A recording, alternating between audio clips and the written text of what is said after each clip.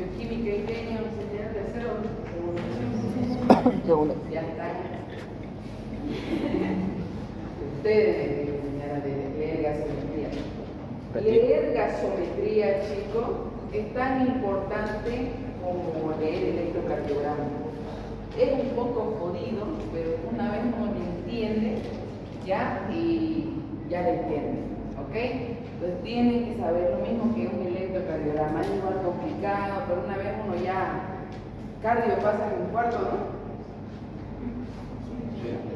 ¿No han pasado ustedes que el tercero que es semio, fisiopato, infecto, SAP, salud pública, cirugía 1.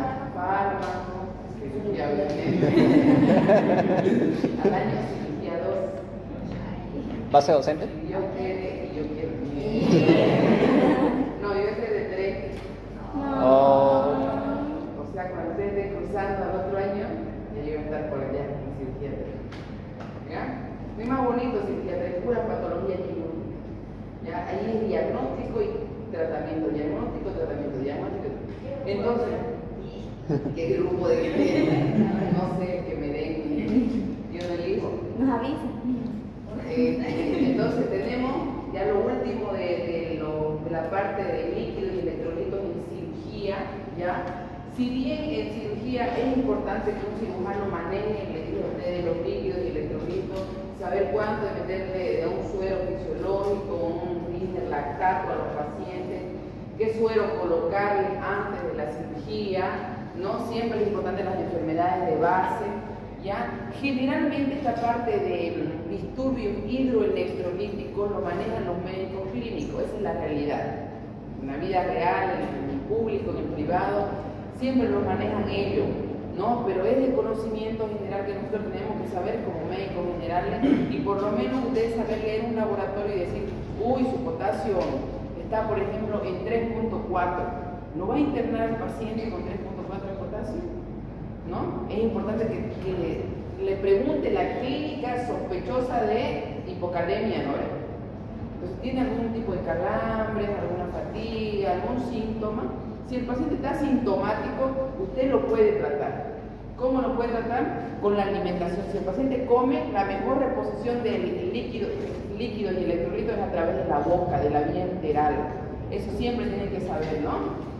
Ya cuando el paciente no come, ¿no? Cuando el paciente ya no come, pues ¿por dónde tiene que meterle? No hay otro que meterle por vía endovenosa. Y si no, hay pacientes que no se les pilla vena, ¿no? No se les encuentra vena. Entonces, ni modo, habrá que hacerle o femoral, o habrá que hacerle yugular, o alguna vía central, ¿ya? Pero estos pacientes que tienen disturbios hidroelectrolíticos en cirugía, ¿importan? Claro que sí, ¿ya? Importa tanto en el preoperatorio, en el transoperatorio y en el postoperatorio. ¿Ok? Mi intención no es enseñarle a las presiones, se me enseñarán allá en, ¿cómo se llama? En bioquímica y bioquímica. ¿Ya pasaron bioquímica? sí. Ahí se lo debieron enseñar la doctora Pinto, la doctora Marta, ellas enseñan esta parte. ¿Ya? Y si no se acuerdan, repasen. ¿Ok? Repasen líquidos y electrolitos. Este disturbio, entonces, ¿qué es la alteración ácido-base? Nuestra sangre tiene un pH, ¿no ve cuánto es lo normal el pH? Es 7.35 a 7.45. Entonces, la alteración de ese pH, cuando baja el pH, ¿qué? Acidosis. Y cuando sube, cuando está arriba de 7.45, quiere decir que nuestra sangre está en un estado más, digamos, de alcaloide, ¿no? Alcalina. Entonces, el equilibrio tanto en los electrolitos, que es el sodio, el potasio, el calcio, tiene que estar equilibrado, como también la parte de pH sanguíneo, ¿ya? Un paciente que está descompensado, digamos que está en una acidosis metabólica, difícilmente usted lo va a poder operar. Entonces no es nomás agarrar y decir, no, hay que operarle, digamos, ¿no? Entonces ustedes tienen que identificar cuando un paciente está acidótico, ¿no? Ustedes con una gasometría que sale en 5 minutos, en 3 minutos, en 2 minutos, depende de dónde estén, digamos, determinarán si el paciente está en condición. Usted es un paciente que está en acidosis descompensada, estos diabéticos que llegan mal, ¿no? Con insuficiencia respiratoria. La última opción que tenemos es entrar a cirugía. O sea, primero hay que compensar al paciente en esta parte y también la parte electrolítica. Y después de compensarlo, recién lo meten al quirófano. No pueden meter a un paciente descompensado, no va a permitir la anestesia, va a tener alto grado de mortalidad. Entonces, ¿por qué estudiamos líquidos y electrolitos en cirugía? Porque es importante cuánto de volumen le van a meter, cómo corregir lo básico, ¿no? Lo básico. Si bien hay algunas cosas como correcciones grandes de potasio, correcciones del tema metabólico, lo hacen los clínicos, los terapistas, depende del paciente, ¿ya? Pero es importante eso, que sepan por lo menos lo básico, leer una gasometría, la lee cualquiera, médico general. Este paciente está en acidosis, referencia a tal lugar, ¿ya? Entonces, ¿qué decíamos? Que el pH, ¿no? Normal en la sangre, lo que está metiendo un pH que es 7.5 a 7.45, ya, eso es el rango normal. Entonces, el descenso del mismo, el descenso del pH hará que el paciente tenga una acidosis, como dice ahí, y del bicarbonato, ya cuando hay descenso del bicarbonato estamos frente a una acidosis de tipo metabólica, y metabólica y respiratoria, ¿no? Ambos tenemos un sistema de amortiguación o de buffer que hace una retroalimentación para compensar. Nuestro propio organismo tiene la capacidad de compensar. ¿Ya? Ahora, ustedes dirán, ¿cuál es el tratamiento? ¿Cuál es la clínica para darnos cuenta o sospechar? Pedir primero en la clínica, ver cómo entra el paciente. Ya si el paciente está hiperventilando, si el paciente está hipotenso, eso solo viéndolo frecuencia, signos vitales. ¿Entiendes? La enfermera te lo pasa a tu consultorio ya con los signos vitales. Si usted lo primero que tiene que hacer en un paciente antes de verle la cara, siquiera dice María, Josefa, qué sé yo, Ramos, no sé qué, le llega la ficha de su consultorio, sea consulta o sea emergencia, usted mire siempre los signos vitales primero. Eso le va a dar un parámetro si el paciente viene estable o viene descompensado. Si viene un paciente hipotenso, la arritmia pues no le va a venir la enfermera no le va a pasar arritmia, no le va a pasar a un paciente hipotenso, eso sí, y con una frecuencia respiratoria de 26, de 28, es decir, uy, esto no está normal, ¿ya? Y la paciente la van a ver y a ustedes la examinarán. Siempre en los primeros niveles hay electrocardiograma, chicos. Tienen que saber hacer electro. ¿En dónde? En fisio, ¿no? ¿Hicieron ya? Sí, ¿no ves? Tienen que saber hacer el electro, ¿ya? Porque la maquinita va a estar ahí. Va a decir, doctor, está ahí, te va a decir la enfermera. Y usted le va a mirar y va a decir, ya, pues, que alguien lo haga. No, usted lo tiene que hacer. Usted tiene que saber utilizar esa maquinita, ¿ya? Son parecidas la mayoría, hay algunas más modernas que otras, pero prácticamente hacen lo mismo, ¿ya? Le va a sacar un electro, puede estar en arritmia, ¿no? Y digamos que no va a estar muy compensado, que digamos, va a estar con una alteración de la conciencia, de repente desorientado. Lo que llegan así mal siempre son los diabéticos. Los diabéticos llegan así, acidótico, metabólico, llegan el azúcar allá en 300, en high, llegan con alteración de la conciencia, se pierden en la casa y por eso lo traen, ¿no ven? Llegan descompensados. Entonces, ustedes, claro, que pueden hacer algunas medidas rápidas, ¿ya? Y de ahí derivarlo, ¿no? Porque puede llegar a estar en un estado de coma y ahí sí que no van a tener las medidas como rescatar al paciente. Entonces, la clínica característica es la hipotensión, paciente, así llegan los gorditos diabéticos. Respirar así por la boca y vos lo escuchando, mirá, tenés 5 segundos para diagnosticarlo. Si tenés un gasómetro que en los primeros niveles generalmente no hay, ¿no? Pero si tiene un laboratorio al frente, que siempre lo ve alrededor de los centros de salud o de las clínicas, hay un laboratorio siempre. Ya usted lo hace llamar rapidito, le haga una gasometría, en 5 minutos te da el resultado. Y en 5 minutos está su diagnóstico. Usted tiene una sospecha diagnóstica, llega descompensado, glicemia, signos vitales. Lo primero que tiene que hacer, le toman la glicemia, el paciente está con una glicemia de 300, ¿ya? Antecedentes, le dice diabético, de repente lo ve con cara diabético, sí, diabético, ya, perfecto. Es una diabetes descompensada. que usted lo mande con el diagnóstico de acidosis metabólica, pucha, van a decir, miércoles, ¿quién habrá sido este? Hay que mandarlo más seguido a los pacientes, porque ya le mandó el diagnóstico, ya no tiene nada que hacer, ¿no? Llega el paciente y obviamente hay que compensarlo, ¿no? Hay que compensarlo. El tratamiento, entonces, corregir la causa, ¿ok? Hay que corregir primero la causa. Generalmente se puede poner, si el paciente tiene descenso del bicarbonato, ¿no?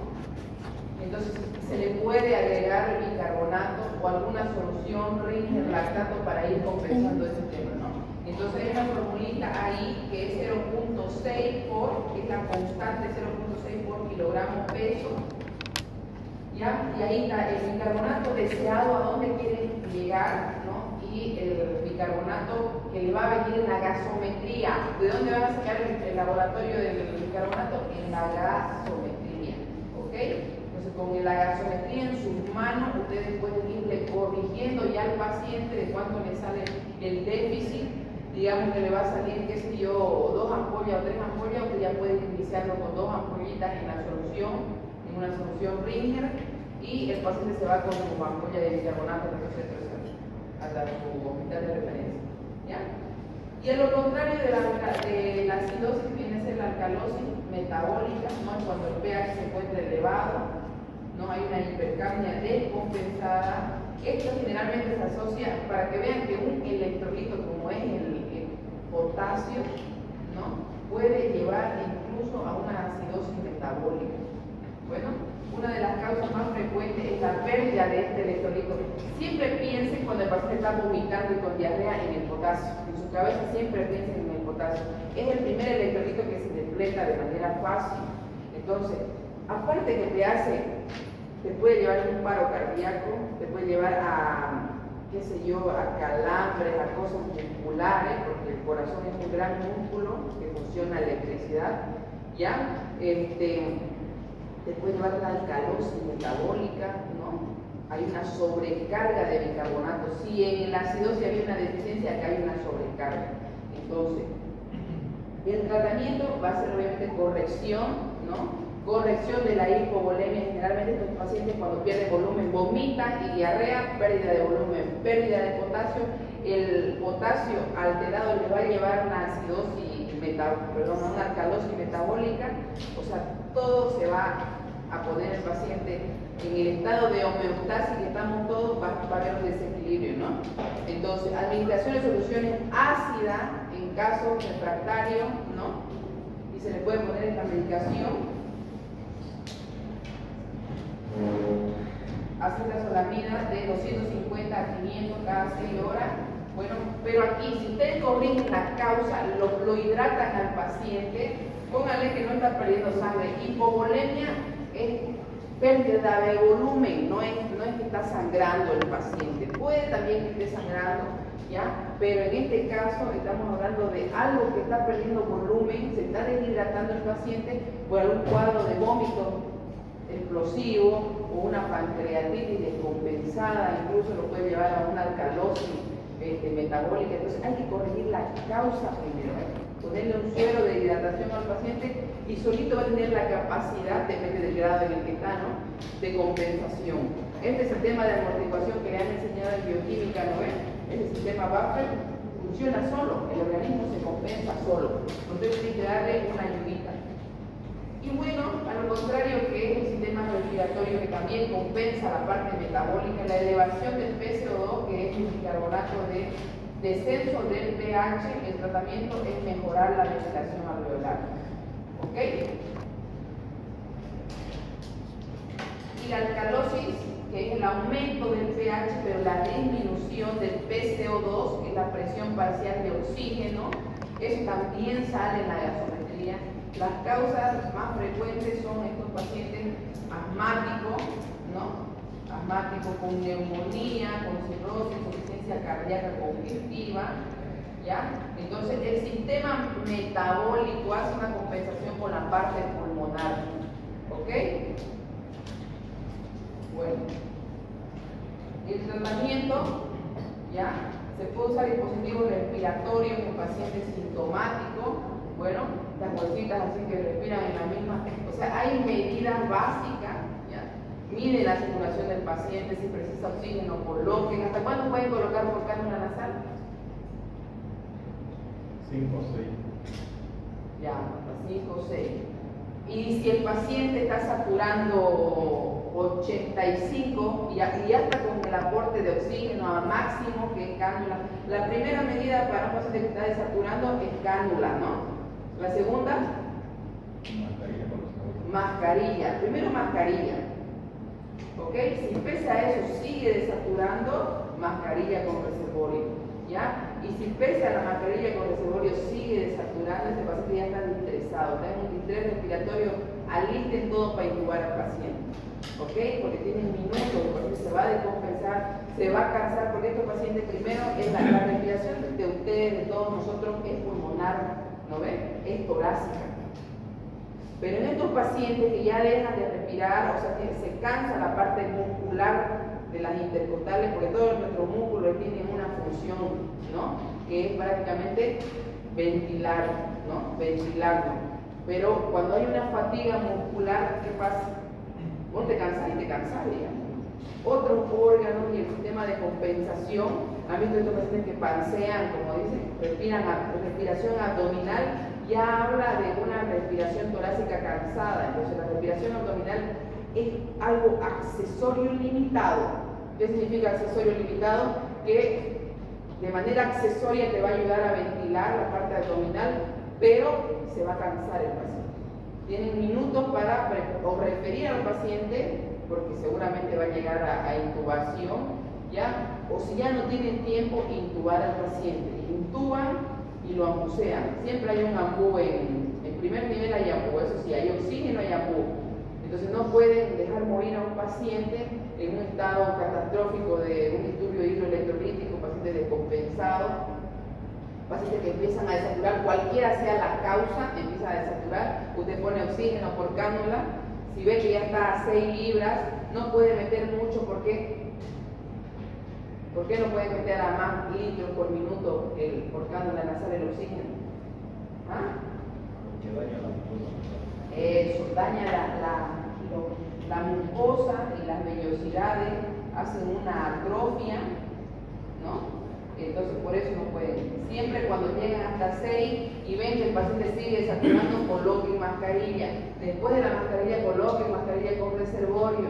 Si pese a eso el paciente sigue descompensado, hay que ver la posibilidad ya de intubar al paciente. Y obviamente la interconsulta con terapia intensiva. ¿Ya? Vamos a ir adelantando un poquito este temita. Ya terminamos ahí la parte de líquidos y electrolíticos. Perdón.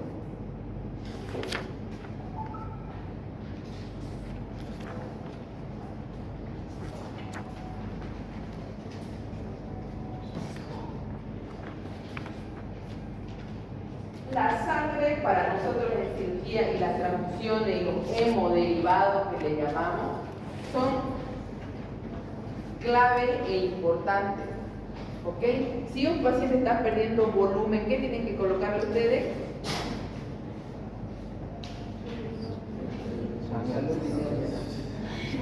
Si está perdiendo volumen, pues tienen que meterle volumen, pues. La primera medida cuando el paciente está perdiendo volumen es colocarle suero. Si lo que está perdiendo es sangre, primero suero. Porque ¿quién tiene pues una sangre ahí disponible? Ni siquiera los segundos niveles muchas veces tienen sangre. ¿Ok? Menos ustedes en algún accidente de tránsito. Primero medidas de salvataje de la vida del paciente, ¿ya? Antes el ATLS, lean la última actualización del ATLS. El ATLS es un libro que lo va a necesitar. El médico general que no haga ATLS no es médico general hoy en día. Todas las clínicas, por si acaso, para que ustedes se vayan adelantando, se lo estoy diciendo, todas las clínicas, todos los hospitales, todo cualquier que lo requieran, nos dicen médico general con formación en ATLS, ATLS o ACLS también. Pero si tiene ATLS, trabajo seguro, por lo menos como médico general, hasta que ya vaya estudiando para la especialidad, si es que va a ser especialidad. Pero sí o sí hagan el ATLS. digamos, es un librito, ¿no? Donde primero te dan un examen teórico, es como el examen para el Brasil, reválida. Primero un examen teórico y luego, si aprobas el examen teórico, vas a un examen práctico, ¿no? Y el examen práctico básicamente es un escenario, es un caso clínico, ¿no? Es un escenario que te arman, un simulacro de algún accidente de tránsito, alguna cosa, y qué tenés que hacer sistemáticamente cada minuto y cada segundo cuenta, te lo ponen así con cronómetro.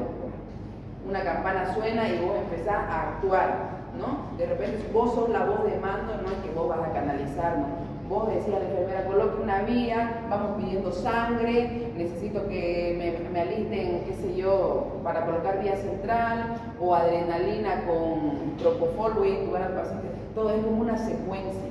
Si usted aprueba eso, recién tiene la les cuesta $600 por si acaso, vaya montando. Entonces, transfusiones, obviamente le van a ver, si el paciente está perdiendo volumen, si está perdiendo sangre, vómito, volumen que quiere decir que algo está saliendo del paciente, ¿ya? Alguna sustancia líquida está saliendo del paciente, ya sea sangre, sea vómito, sea diarrea, ya la sudoración también hay pérdida de volumen, ¿eh? Entonces, si es sangre, suero, si es vómito, suero, si es diarrea, suero, ¿ya?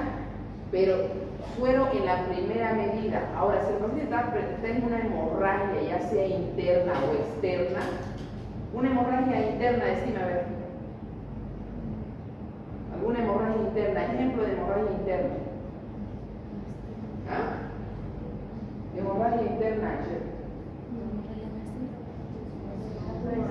perforación. Ya, una úlcera sangrante, porque tienen que decir, todas las úlceras no sangran, hay algunas úlceras que están secas. Otra causa de hemorragia, mira, hablando con su cortejo, porque hablo de hija, ya ven, ¿qué pregunté?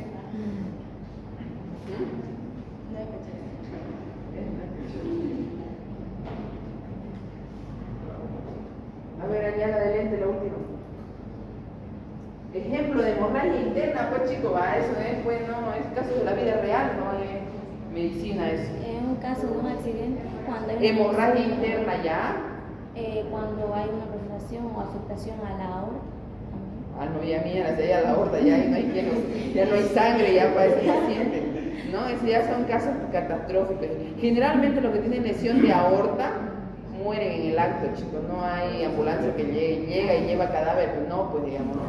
O sea, ejemplo clásico de hemorragia, y esa es una, ¿no? Las úlceras. ¿Quién no tiene gastritis? Tu madre tiene gastritis, tu tío tiene gastritis, y algunos lo minimizan, ¿no? Dicen, uy, tengo gastritis, no sé qué, pero después vienen hemorragia, ¿no? Hemorragia digestiva.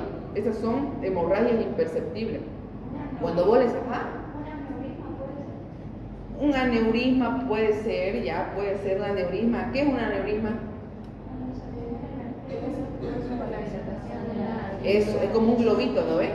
Va el vaso sanguíneo y es como un pequeño saco, una circulación, una debilidad que hay en la pared del vaso sanguíneo. Eso es un aneurisma.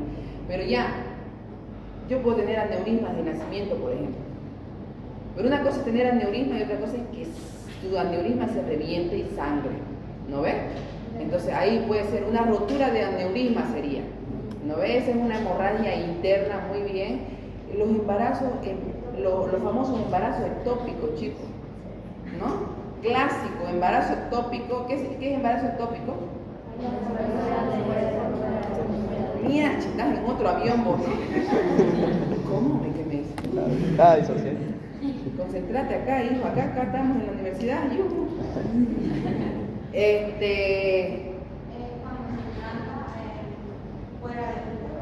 Eso.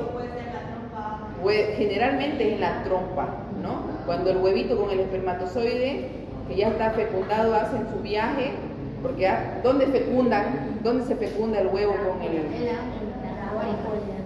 en la ampolla, ¿no ves? Y de ahí emprende un viaje.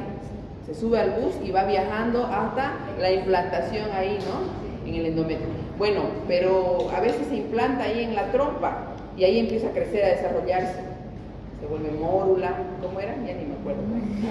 La multiplicación, ¿no? Va. Y bueno, va creciendo pues la cosa, ¿no? Va creciendo y estalla la trompa. Y ahí hemorragia, ¿no? Hemorragia pélvica, generalmente llegan choqueadas las pacientes, peor si las acudís después de ciertas horas, ¿no? Entonces, hemorragia interna y hemorragia externa, ¿ya? Las famosas varices esofágicas que sangran también, las hemorroides internas, ¿no ves? Hay hemorroides externas y hemorroides internas. Ahorita acabo de ver un paciente choqueándose, por si no era mío, era de medicina interna, pero por ahí estaba mirando así, ¿no? Estaba sangrando el señor. Y era una hemorroide que estaba sangrando, pero no era externa, porque si fuera externa, yo tenía que haber visto, digamos, ¿no? Pero como era interna y era muy alta, lo tenía que ver quién, ¿qué especialista lo tenía que ver? ¿Ah? ¿Cómo que neurólogo? Un gastroenterólogo, ¿por qué? Ellos tienen que entrar por colonoscopía y meter la adrenalina para que deje de sangrar, o sea, medidas hemostáticas, ¿no? No era todavía mi trabajo eso, ¿ya? Entonces, hemorragia interna y hemorragia externa. Entonces, primero, obviamente, pónganle suero al paciente. ¿Qué suero? Fisiológico. Si el paciente está perdiendo volumen, siempre fingen lactato, igual que los pacientes quemados, grandes quemados, pierden volumen, ¿ok? Sí, fingen lactato el primer suero que le van a poner. Pero ¿con qué objetivo? Con el objetivo de que despuesito de eso llegue la sangre. Pidan sangre, después el paciente ve, sacan un hemograma y hemoglobina de 8, o hemoglobina, perdón, de 7. Entonces el paciente quiere decir que está sangrando. Y con suerito puede compensarlo ahora. Pero si el paciente lo que está perdiendo es sangre, le tiene que responder pues con sangre, ¿no? Por eso en cirugía siempre pedimos grupo y factor. No puede entrar un paciente a operarse si no tiene grupo y factor, ¿no ven? Porque necesitamos estar preparados por si sucede algo en la cirugía. Una cosa yo le dije entrar por cirugía programada y otra cosa entrar por emergencia. Entonces, si vamos a entrar por emergencia, ¿no? Se supone que vamos a entrar como venga el paciente. Ponerle que ella viene con una hemoglobina ya de 9. ¿Tiene indicación de transfundir? 9.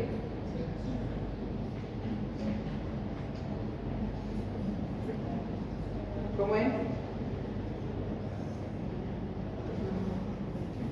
¿A partir de qué número se transfunde a un paciente? Pregunta clásica de examen, la voy a hacer esa yo. ¿Ah? Acá lo van a aprender, ¿no? Sí. Sí, nos lo voy a enseñar porque tiene que responder. Ya. Entonces, la sangre, ¿no? Es un tejido, ¿ok? Órgano líquido compuesto por células rojas, eritrocitos, leucocitos, plaquetas, ¿ya? Suspendido en una solución acuosa de sales y proteínas, dice, constituyendo el medio de transporte de oxígeno y otras sustancias necesarias para el metabolismo celular. O sea, la sangre es, si no hay sangre, vamos a morir. No, si no hay sangre, pues, y vamos también a enseñarles sobre cuándo, por ejemplo, qué sucede con aquello. La mayoría de nosotros, bolivianos, nuestro grupo y factor, generalmente, ¿cuál es? ORH positivo, ¿no? ¿Importa que el paciente que llegó sea un africano? Sí, pues no, o sea uno, qué sé yo, mexicano, o sea porque llegan, a veces llegan peruanos, llegan chilenos, llegan españoles, ¿no? Entonces es importante porque el grupo y factor generalmente en Latinoamérica es ORH positivo, pero en otros continentes el grupo normal de ellos es B, es AB, digamos, ¿no? Entonces aquellos pacientes que tienen sangre, grupos difíciles, digamos, de conseguir esa sangre, más aún todavía. Si ustedes ven que van a entrar a operar a un paciente con hemoglobina de 9, ¿cuánto es la hemoglobina normal? ¿No? Entonces, si van a entrar a operar con una hemoglobina de 9 ya de emergencia, hay que entrar hay que entrar. Pero ¿qué tienen que pedir antes ya de ir entrando? Sangre. Porque si de por sí estamos entrando con un déficit de sangre, solo con abrir la pared, chicos, va a sangrar el paciente. Solo la piel, que le voy a hacer la incisión, la piel, tejido celular subcutáneo sangra, más abajo sangra. Y si se nos va alguna arteria va a sangrar, y ahí se va a choquear el paciente. Entonces, ¿qué van a operar? ¿Cadáver? No, tienen que operar con el paciente vivo, digamos, ¿no? Y para ello es el preoperatorio, evaluar la necesidad de... Por eso hoy en día hay, dentro de la cirugía hay un checklist, lo van a escuchar alguna vez. Si van a notar los hospitales japoneses, ellos ya lo aplican ese checklist. ¿Qué significa el checklist? La enfermera dice, le pregunta en voz alta dentro de la cirugía, antes de empezar la cirugía le dice al cirujano, le pregunta, pérdidas sanguíneas aproximadas, doctor. ¿Ya? No es lo mismo que yo vaya a operar una vesícula, un apéndice, que vaya a operar un colon, un tumor. ¿Ok? Por lo menos entraré con hemoglobina buena y con paquetes reservados por si me sangra. ¿Ya? Porque sé que si voy a resecar un tumor, si sé que voy a hacer un peor trasplante, necesitan 10 unidades ahí disponibles. ¿No ven? La importancia de un trasplante. Entonces, ¿cuánto?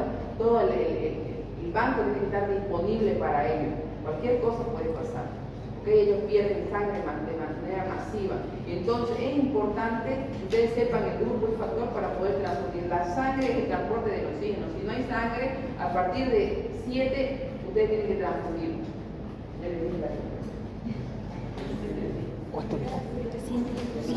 Entonces, vienen diferentes presentaciones en esas bolsitas que ustedes han visto. Hay algunas que vienen de plasma fresco congelado, hay otras que vienen de crío precipitado, hay otras que vienen de sangre total. Entonces, cuando ustedes vayan a pedir sangre de esa sangre, la roja que ustedes quieren, siempre pongan sangre total. ¿Ok? Van a pedir su paquete de sangre. Entonces, por lo general se mezcla con algunos, digamos, conservantes para que toda la sangre que alguna vez han donado, sí, la bolsita viene generalmente de 500 ml, pero nosotros no donamos 500, donamos prácticamente 350 a 400, ¿ya? Lo demás lo completan con conservantes para que la sangre se mantenga en un estado, digamos, transfundible para otro paciente. ¿Ok?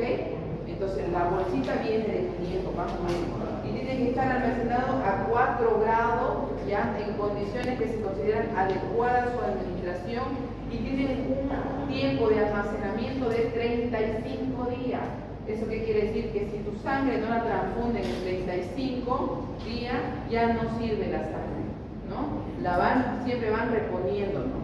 La van descartando, aquellas sangres que no son transfundidas. Por eso existe el banco de sangre que está por el norte, ¿no? Ahora, antes estaba aquí, al lado del San Juan de Dios, ¿no? Ahí el banco central de sangre, ¿no?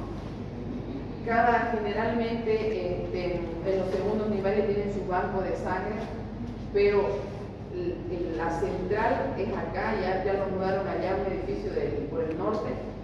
Y generalmente eso es lo que distribuyen a todos los segundos niveles, los abastecen del banco central de sangre. ¿Ya? Pues tienen que ir a donar. Entonces el contenido de una unidad de sangre, entonces ahí ven cuántos ml le entran, 450 ml, ¿ya? De sangre, más aproximadamente 63 ml de solución coagulante. Toda sangre que sale pues de ustedes tiene los factores de la coagulación, digamos. Ahí van en la sangre de ustedes los factores. Entonces, en cierto tiempo la sangre se coagula, ¿ok? Ya sea venoso o arterial, se coagula. Entonces, estos conservantes que le colocan anticoagulantes, ¿ya?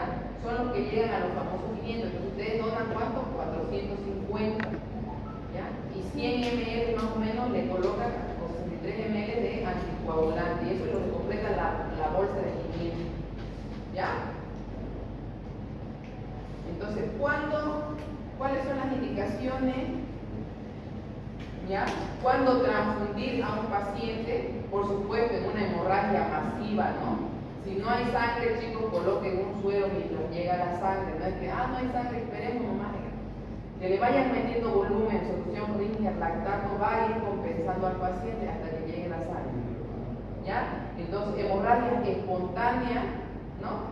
Hay uno que le sangra siempre la nariz, ¿sí o no? No son hemorragias masivas, ¿no? Pero hay algunos que me llegó una vez que no le paraba el sangrado y uno hace un taponamiento, ¿no? Un taponamiento primero anterior, que son las famosas gasas que te meten haciendo, lo taconean ahí. Si no para el sangrado, se hace un taponamiento posterior. Eso ya es traumático para el paciente, ¿no? Entonces, esas son hemorragias espontáneas. No estamos hablando de eso que te dan uno aquí, ¿no? Y sangra. Eso ya es traumático, pues, ¿no? Son ya peleas. Y algunas quirúrgicas, ¿ya? Siempre piensen que si van a entrar a cirugía y el paciente, y es una cirugía de emergencia, siempre prevean que haya sangre del tipo del paciente. Porque ¿qué es lo que ha sucedido? Muchas veces hemos entrado de emergencia y no hay el tipo, ¿no? Y hemos tenido que ponerle sangre universal. Y si bien hay algunos que la toleran bien, otros hacen reacciones masivas, ¿ya? Y ahí ya se vuelve un poco más complicada la cosa. Entonces, asociado obviamente a un shock hipovolémico. Cuando hay un mayor, entonces la pregunta es, ¿cuándo transfundir a un paciente? Cuando hay hemorragia masiva, cuando la hemoglobina está menos de 7 y cuando cuando hay una pérdida de volumen mayor del 25%. En ese momento se transfunde, ¿ok? Entonces, la pérdida de agua de hasta el 10 a 15% de volumen sanguíneo no corresponde a cuántos ml. Imagínense, ahí mire, calculen. Si 15% es 750 ml de pérdida sanguínea, ¿cuánto será 25? Regla de 300. ¿No? En un adulto estamos hablando, en un paciente que pesa 70 kilos. ¿Ya? Entonces, cuando hay una pérdida sanguínea de un 10 a 15%, el paciente tolera todavía. Siente algún mareo, alguna borrachera, pero todavía está consciente. Cuando hay pérdida del mayor del 25%, ya el paciente empieza a desmayarse. ¿No? ¿Quién no se ha desmayado en el colegio? Algún anémico, por ahí siempre hay, ¿no ves? Se desmayó en la educación física y a veces le sacan hemoglobina de 10, digamos, hemoglobina de 9. Muchas veces es carencial por el tema de la alimentación, ¿ya? Y otras veces porque están perdiendo por algún lado y hay que descubrir por dónde, ¿ya? Entonces, si hay pérdidas superiores al 20%, existe un riesgo de shock hipovolémico. Entonces, cuando transfundir a un paciente mayor del 25% de pérdida sanguínea, ¿estás con sueño? Ya, vaya a doña Choca a comprarse un jugo o lávese la cara. Lo mismo les digo a los udaboleños, ustedes son gabrieleños. Le digo, mire, si usted tiene sueño, no venga a clase. ¿A qué viene? No le va a tomar la lista. Y por último, venga y firme y vaya a hacer. Digamos, eso se llama, ¿saben qué se llama? Autoformación. Y eso tienen que acostumbrarse ustedes. Esto no es el colegio, no es que si no venís, aplazado, eso ya se acabó ya. A mí no me gusta eso porque es la conciencia de uno mismo con el aprendizaje. Y el reflejo, créanme que el reflejo de sus faltas, de todo lo que no viene, está reflejado en su examen, chicos. Yo no aplazo, se aplazan solitos, ¿no? Y después no vayan a llorar que no sé qué, que un puntito, que no sé qué, no sé cuánto, yo no doy puntito, ¿no? Ustedes se lo ganan solitos, ustedes se aplazan solitos. Le digo, si está con sueño, se está perjudicando totalmente, porque no está ni atendiendo ni durmiendo. ¿Qué está haciendo? Aparentando, eso está haciendo. Porque le dice a su madre, que no, yo voy a clase, no tengo que ir a clase. Si tu madre tiene un huevito, todo te lo hace desayuno, ya hijita, para que vayas a desayunar, no te des sueño en clase. Y botes que lo van a tragar a uno. Entonces usted venga y firme, ¿no? Y váyase a dormir, porque necesita, quizás porque está cansado, trabajó, hay gente que trabaja y estudia, tiene hijos, trabaja, estudia, todo. Entonces vaya y duerma, ¿no? Y después a la tarde diga, ¿qué avanzó la doctora? Voy a repasar ahora sí, con toda mi lucidez, ¿me entiendes? Pero no venga aquí a dormir si viene a dormir, no atiende ni duerme, digamos. Haga una cosa y hágala bien. ¿Entienden? ¿No ven? Si está aquí, participe, abra sus ojos, o si está con sueño y tiene la mejor predisposición, tómese un café. Yo he dormido 2 horas, chicos. 2 horas dormido, ¿no? Y esto es de aquí para toda su vida, no es que, ay, ya quiero terminar el curso de la universidad para dormir, ¿no? Olvídenlo, están aquí y ya están en el tercer año, ya no hay vuelta para atrás, ya es para adelante, hermano. El internado es el infiernado, debería decir, no es el internado. Ahí sí que van a saber cuánto es 2 más 2 y no van a dormir en nada. ¿No? No van a dormir, a ustedes les gusta dormir, olviden, no es la carrera, allá es psicología frente. ¿No? A los que les gusta dormir, ¿verdad? Y tenés que dormir con ojos así, ¿no? Para los turnos y todo eso, porque ¿para qué vas a dormir si te llaman cada 5 de mejor ni duermo, ya, me tomo un café, me como algo y un Red Bull y pilas, digamos, ¿no? Y uno dice, ya quiero que acabe el internado para dormir. Mentira, que acaba el internado y ya estás buscando algún trabajo, alguna cosa. Peor si te dan turno. Mientras más turno, más billuyo, ¿no? ¿Quién no quiere plata? Si uno te estudia pues por plata, ¿sí o no? Por comer, por dinerito, por lo que sea. Entonces, mientras más turnos te hagan, más dinero, ¿no? Entonces después decir, pucha, tenía razón la doctora nomás, ¿no? Ya no dormiré, se acostúmbrense. ¿Ya? Ustedes no creo que estén carpiendo allá y que su madre las mande ese desayuno. Ya se distrae, ya que estamos hablando de la sangre. Otra indicación de, entonces, pérdida sanguínea, ¿no? Superiores al 40% de la bulimia, debe recordarse, ¿no? La gravedad del cuadro de una hemorragia. Entonces, iniciar rápidamente cristaloides y coloides. ¿La sangre qué es? Un coloide, la sangre es un coloide, ¿ya? Por eso dice cristaloides y coloides. Primero suero y después la sangre. Primero suero y después la sangre, ¿ok? Ahora, si usted pues tiene disponible la sangre, pues le colocará la sangre, pero ¿quién tiene? Nadie. Siempre uno coloca un suerito para ir compensando la parte de la pérdida de volumen, ¿ok? Por lo menos su presión está bajando, su frecuencia cardíaca subiendo, entonces quiere decir que está perdiendo volumen. Ya hay que colocarle un suero para ir subiendo el volumen del paciente, ya va mejorando la presión, hasta eso llega a tu sangre y ya le enchufas la sangre, ¿no? Entonces, cuando se haya completado el estudio de transfusión, el enfermo, ¿ya? ¿Qué dice? Del enfermo se perfundirán los hemocomponentes adecuados, o si la pérdida sanguínea se supera el 80% sanguíneo, ¿no? La sangre total sí se dispone de ella. Obviamente que si hay sangre, pues le colocarán sangre, pero generalmente nadie tiene sangre de manera inmediata para que lo pida.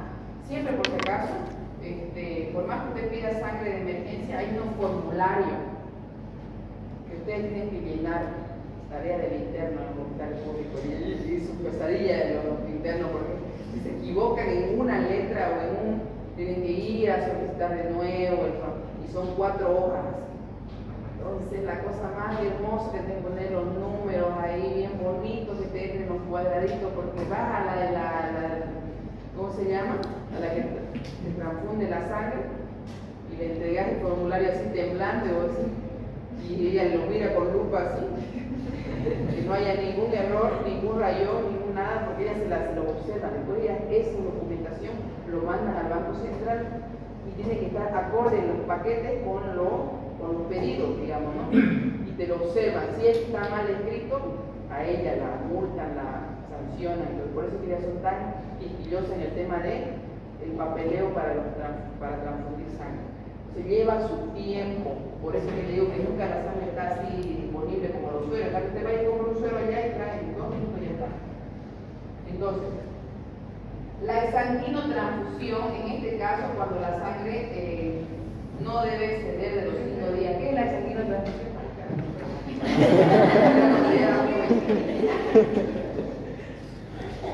¿Quién habrá sido esa niña? Es que esta computadora fue más vieja que la puede.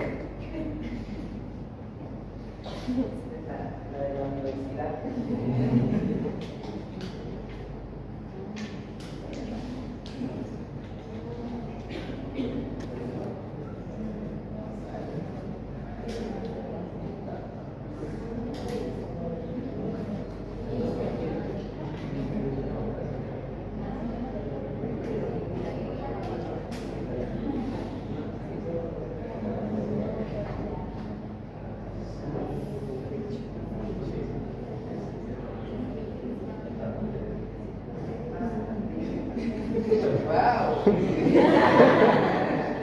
quiere dar, che.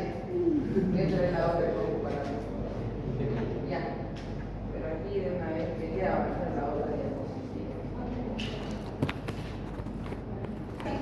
¿No? Un rendimiento entonces de un paquete global. Entonces, la pregunta que yo le hice recién a los internos, ni siquiera son estudiantes internos de allá de. ¿Cómo es eso? No me pueden estar grabando ustedes, chicos, no sabían cuánto subía un paquete globular. Entonces, un paquete globular usted tiene que saber cuántas unidades van a pedir. Ahí te preguntan, ¿no? ¿Cuántas unidades va a pedir? Y ustedes ni siquiera, los internos que van a ir a aportar a los hospitales públicos, porque todos van a ir a hospitales públicos. Uy, buenas noches. Ya nos estamos yendo y ahí. Entonces tienen que saber cuántos paquetes, porque el doctor, el cirujano o el neurocirujano, si van al tercer nivel, o el traumatólogo, no te va a decir cuántos paquetes. Usted tiene que mirar la hemoglobina y decir hemoglobina de 9 y decir cuántos paquetes va a necesitar el paciente para subir más o menos a un parámetro normal que viene a ser 2. ¿No ves? Entonces dice, una unidad de sangre completa aumenta los niveles de hemoglobina en un punto porcentual y aumenta el hematocrito en 3 veces. Entonces, si usted, algunas actualizaciones, algunas guías, le dirán 1.5, ya, pero ustedes manéjenlo como 1, ya, sube un punto por cada paquete. Entonces, para llegar, digamos, tienen 9 de hemoglobina, para llegar a 12, 3 paquetes, pues necesitarán, ¿no ven? 3 paquetes. Y su hematocrito va a subir de manera obviamente relacionada con la hemoglobina. Entonces, un sujeto de 70 kilos de edad, de 70 kilos, perdón, de peso, una vez estabilizado el cuadro hemorrágico, pues ustedes verán cuántos paquetes se va a necesitar. ¿Ya? ¿A dónde quieren llegar? ¿A cuánto apuntan? Generalmente siempre pedimos 3 paquetes, 4 paquetes, depende de la gravedad, depende de la hemoglobina, depende de qué tipo de cirugía. ¿Ya? Entonces, los componentes tras la extracción de aproximadamente 200 ml de plasma de una unidad de sangre total por centrifugación es el componente sanguíneo más usado. Entonces, no solo tenemos sangre total de un paquete, de la sangre que ustedes le sacan, de la sangre que donamos, ¿no ven? Donamos sangre total, volumen total. Entonces donan su bolsita de 500 ml, 450, le aumenta su anticoagulante y ahí tienen la bolsita de los 500, ¿ok? Entonces de ahí, algunos la dejarán como sangre total y otros harán plasma fresco congelado. Hacen un centrifugado y queda como una solución media amarilla cristalina lámina, ¿no ves? Es que se inyecta aquí. Es eso. ¿No? Te sacan tu propia sangre, hasta los de peticita ya sabiendo, ni siquiera ya los de banco de sangre, te sacan tu propia sangre, ¿no? Y ponen estas máquinas de centrifugación, ¿no ves? Extraen los glóbulos rojos y los descartan y quedan con el concentrado de plasma, que son el plasma fresco congelado. ¿Ya? Esos generalmente son los factores de la coagulación los que están ahí. Y le ayuda a mejorar cuando el paciente, por ejemplo, tiene una coagulopatía, una alteración hepática o una sepsis y está con un TP. ¿Qué era TP? Tiempo de protrombina, ¿no ven? Está con un TP alterado, usted le pone plasma fresco congelado y corrige.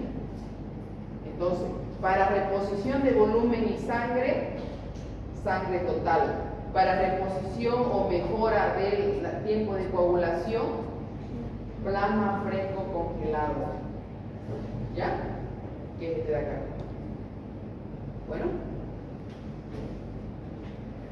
lo separan, lo centrifugan y lo separan. Los eritrocitos, sangre pura por un lado, y los factores de la coagulación, el plasma por otro lado. ¿Ya? Entonces, ahí están las indicaciones, ¿no? Están las indicaciones de cuándo transfundir un paciente. Enfermos normovolémicos con anemia crónica sintomática refractaria al tratamiento biológico. Bueno, aquellos que tienen pérdidas sanguíneas crónicas anemia aguda con una hemorragia aguda, que quiere decir accidente de tránsito, que el paciente está descompensando de manera súbita, que está sangrando algo, un embarazo ectópico sangrando, un accidente de tránsito con amputación, está sangrando, esas son hemorragias agudas, anemia aguda, ¿ya? Entonces, si la concentración de hemoglobina es 10, la transfusión casi nunca está indicada. Cuidado estar poniendo sangre, hemoglobina de 10, ¿no? Entonces, si la hemoglobina es inferior a 5, la mayoría de los enfermos requieren transfusión repetida. Entonces, estos son unos parámetros, pero ¿desde qué número está indicado transfundir a un paciente? Desde el número 7. ¿Ya? En la anemia aguda o la hemorragia, tener en cuenta que la sintomatología de la anemia dependerá tanto de la intensidad de la anemia como de la velocidad. Puede estar indicada cuando la disminución de la hemoglobina es menor a 2 gramos. Ya, ¿de qué está hablando aquí? Aquí está hablando de, no es lo mismo, ustedes van a ver algún paciente con hemoglobina de 6, póngale. Entra así, tranquilo, a la consulta, ¿no? Se sienta, viene quizás por otra cosa. No, que me duele mi cabeza, alguna otra. Y vos le sacamos un laboratorio básico, un hemograma le voy a pedir, hemoglobina de 6. Y vos lo ves, le está hablando normal, está tranquilo, no está taquicárdico, no está hipotenso, está normal su signos vitales. ¿Ok? Y vos decís, y llega una joven, ¿no? Con un accidente de tránsito, qué sé yo, con la misma hemoglobina y está choqueada, prácticamente intubada. ¿Cuál es la diferencia de uno con el otro? ¿Ah? ¿Cuál es? Podría ser que ella es una enfermedad crónica y ya el cuerpo se ha adaptado. Ya, una respuesta es esa. Otra, vamos, piensen. Sinapsis. Piensen, ¿qué podría ser? Una es esa respuesta que dijo ella, está bien. ¿Ya? Y otra es la que dice aquí, la velocidad con la que pierde la sangre, si es agudo, si es súbito, ¿no? 2 gramos por 24 horas, bueno, el paciente pues se va a descompensar más rápido, ¿ya?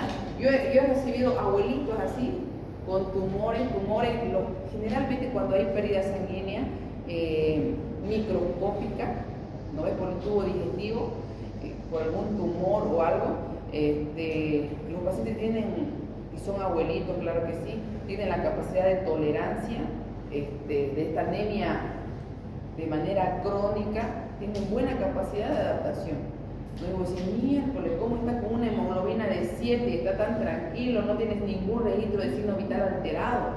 Entonces es la capacidad del organismo de adaptarse a cualquier cosa, ¿están viendo?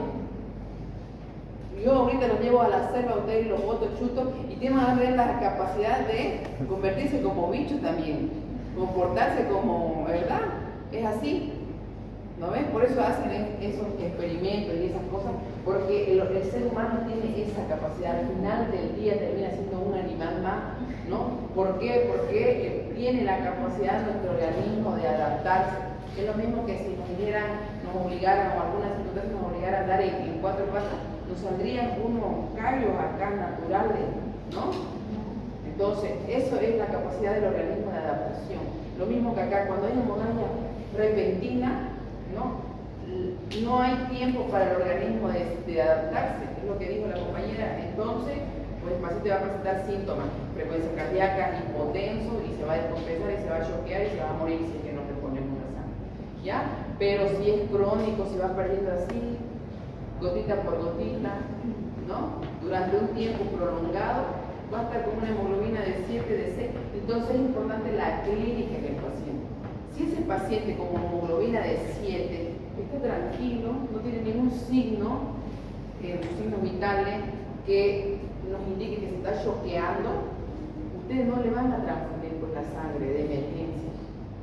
Le pondrán hierro, sacarato, le darán hierro en tableta, le darán ácido fólico en tableta, le darán, hoy ya vienen preparaditos acá que son fórmulas buenas, se llaman sideral forte, sideral foli, ¿no? Entonces, y eso, usted lo cita en un mes y está con hemoglobina de 10.